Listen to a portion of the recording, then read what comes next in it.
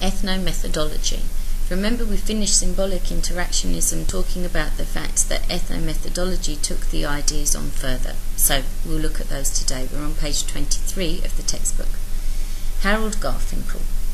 The theory which stands at the opposite end of sociology to the most extreme forms of positivist so-called scientific research is ethnomethodology. This is about the way all people try to make sense of what other people do and say. It is usually associated with Harold Garfinkel, an American who studied sociology under the leading functionist of the 1950s, Talcott Parsons. Garfinkel's perspective could be seen as a reaction to Parsons' middle-class, right-wing theories. The essence of Garfinkel's approach is that there is no such thing as society, so that there is no point in arguing about which theory you use to investigate social behaviour. We all attempt to make sense of social experiences by formulating theories in our everyday lives to interpret and explain what is happening to us. Sociological explanations may be more precisely stated, but that does not make them any better than individual theories of social behaviour. Alright, now, when we were talking about symbolic interactionism, we talked about the fact that the individual I still remains, and that I may look at a norm or a value in society and say, actually, I don't want to integrate that into the way that I think and the things that I do. And so Garfinkel here is doing exactly that. He studied under Talcott Parsons, and he says, well, hang on, surely there's something else. So he is criticising what he was being taught by Parsons and coming up with a new idea, not just criticising and rejecting it, but actually saying, look, I think we should look at it from this perspective. So he's developing the idea wrong. And he's saying, it really doesn't matter, actually, what theories you use and whatever else, because there isn't just one society, so you've got to be all-encompassing. So, ethnomethodology and social reality. Positivists claim that social reality exists in the form of social facts, for example, crime rates and suicide rates. The symbolic interactionists see social reality in the shared use of symbols in the process of social interactions. However, according to ethnomethodology, it is something which is never actually there. Small-scale analyses of social situations reveal that the best we can do is to arrive at some sort of shared reality during the course of one encounter with another human being. This shared reality breaks down quite easily under certain types of pressure. Conversational analysis shows the fragility of interactions such as these. Hello, how are you doing? Hello, I'm fine. How are you? Very well, thank you. All very well on the surface, but does it actually mean anything? Garfinkel's methods of studying such social encounters would be to get an experimenter to work at undermining this shared reality. Hello, how are you? How am I what? Well, how are you doing? How am I doing what? This would continue until the interaction breaks down in embarrassment or anger. The other participant would usually attempt to ignore these inconsistencies, trying desperately to retrieve some sense of social reality from the situation. Eventually, however, they would break off, blaming you for the failure of communication.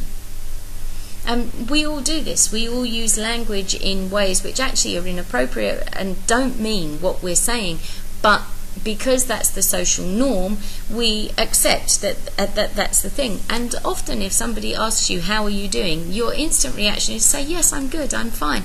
But actually you're having a really bad day, or something really awful has been happening, or whatever else. I used to work with a guy when I did a job at the weekends, and he always used to ask me every week when I turned up, how are you? And one week he said, you always say you're fine. He said, really, is everything good with you? And I looked at him and I said, seriously, if I turned up here and I went, oh, actually I've had a really bad week and blah, blah, blah, I said, you wouldn't be interested? And he was like, no, I would, I'd be really interested. It's like, no. The social convention is to say, yes, everything is fine. But actually, if you start picking apart that language, we would start to see that there's a failure in communication, and then that whole conversation would break down. So Garfinkel's students were encouraged to undermine social reality at every opportunity. When family and friends realised that their strange behaviour was associated with sociological studies, this was grasped at with relief as an explanation. What they were investigating was the nature of social reality and depends upon each individual attempting to make sense of the situations they become involved in.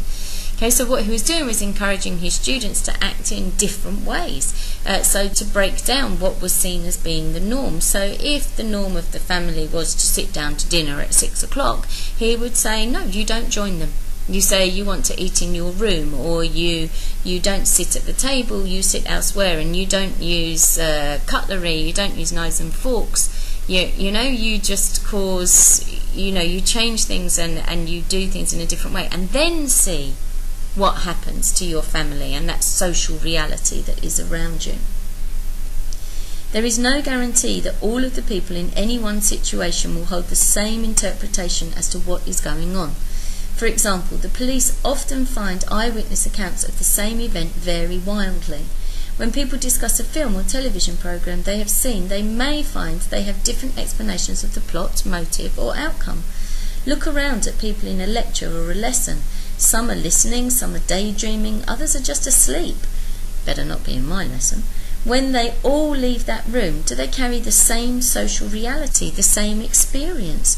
Or, as the positivists would argue, does the register, the official statistical record of who attended that class on that day, hold the only reality? Okay, so if I say to a group of people, well, you were there, you were in that lesson, so you should know why that happened, you should know the answer to this. Yes, if you were paying attention, you maybe do know the answer, but for somebody else, they may have been listening and been questioning what I was saying and be thinking of it in a much deeper level, and therefore they would give a completely different answer. And then again, you may have someone who wasn't listening at all, and therefore they can't tell you what the answer was. So the perceived reality is different for those three different people. Atkinson worked in coroner's courts and examined the interpretive processes by which suicide verdicts were arrived at.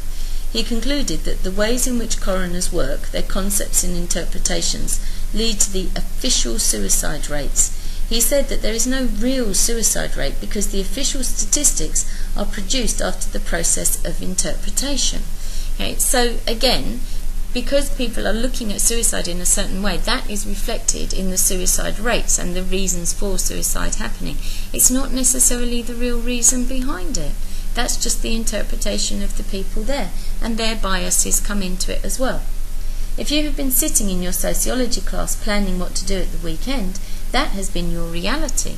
The official story has it that you were studying sociology for a specified amount of time on a certain day in a particular room, and hence now I'm tracking you down at home and making you watch sociology when you're not just in the classroom. Is ethnomethodology a social science? The positivists and structuralists would say that ethnomethodological investigations tell us little of sociological significance. Garfinkel encourages people to pick up the phone when it rings and say nothing. The caller is supposedly confused because they have no cues for the interaction. Undoubtedly true, but what does it reveal? Ethnomethodology ignores the impact of the social structure upon these situations. Class, culture, socio-economic status can all provide explanations which could help us to understand everyday interactions. Ethnomethodology is more like social psychology than sociology, but it does play an important role in the debate between micro and macro perspectives and highlights the problems of accepting social facts as reality. So you need to decide whether you think that this is actually a useful sociological perspective, or whether you think that in fact it doesn't move sociology forward anywhere else. Is it just trying out experiments? Does it get to any deep understanding of anything new? That's what you need to consider, and you need to think what the contribution is that ethnomethodology is making to sociological development.